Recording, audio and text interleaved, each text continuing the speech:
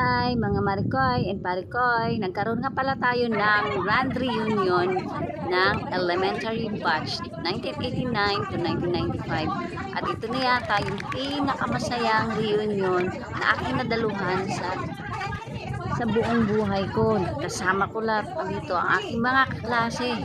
Nagtulong-tulong nga kami guys, imbitahin ang lahat ng aking mga old mates o batchmates ng elementary.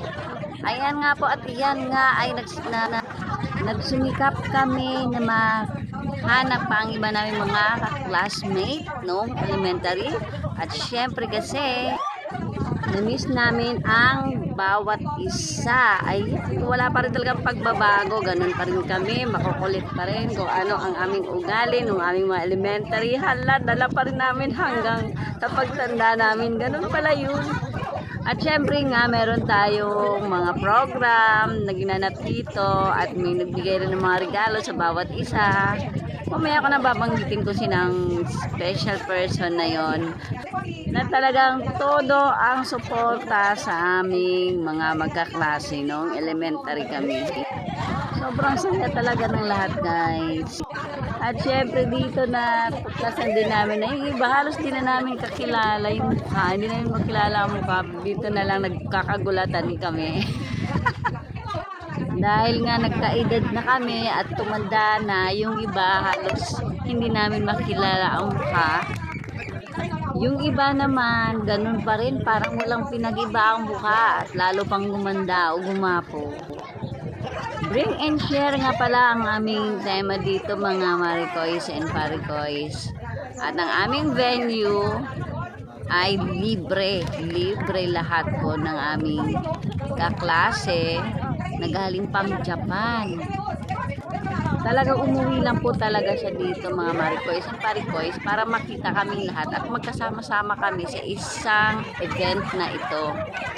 At hindi naman kami nabigo na tipunin ang lahat ng aming mga magkakaklase. Mga boys and girls talagang sumamag guys. Ayan nga, at nagpapakilalahan ulit kanya-kanya ng aming mga pagmumukha. Nagkakahiyaan pa mga Marikoys and Parikoys. Pero okay lang naman. Dahil caring-caring naman ang kasiyahang ito. Mababakas mo talaga sa mga mukha nila ang mga ngiti. At pagkasabik na makilala uli at makasama ang mga old mates namin ng elementary. Nariyan ang kwentuhan, biruan, asaran, at syempre nagsalita ng ating sponsor. Walang iba si Ate Janet Cheto.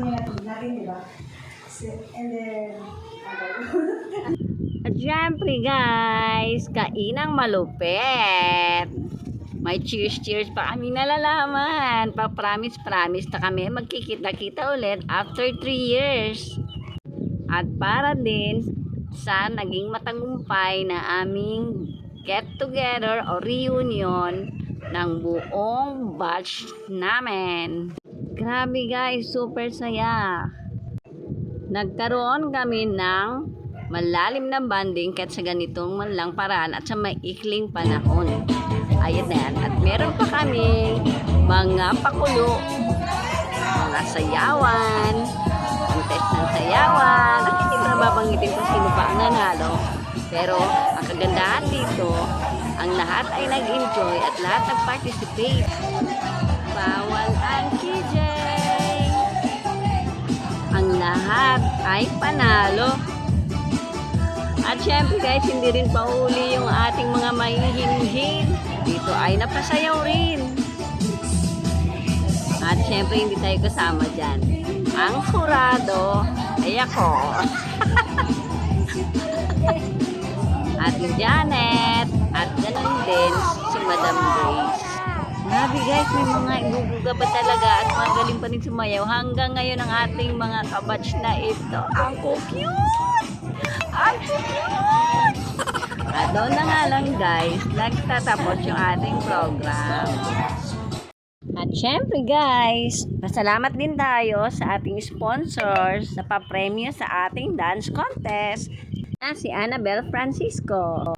At syempre guys, meron ding video okay, party. Hala, banat, malapit na maging senior.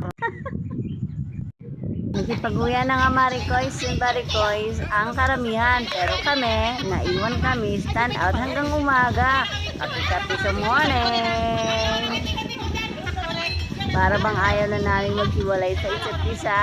At yun nga, chika-chika ng konti. Sure, isa. Dali na, ito na. Ito nga po yung mga grupo na matitibay. Dali, isa, dalawa.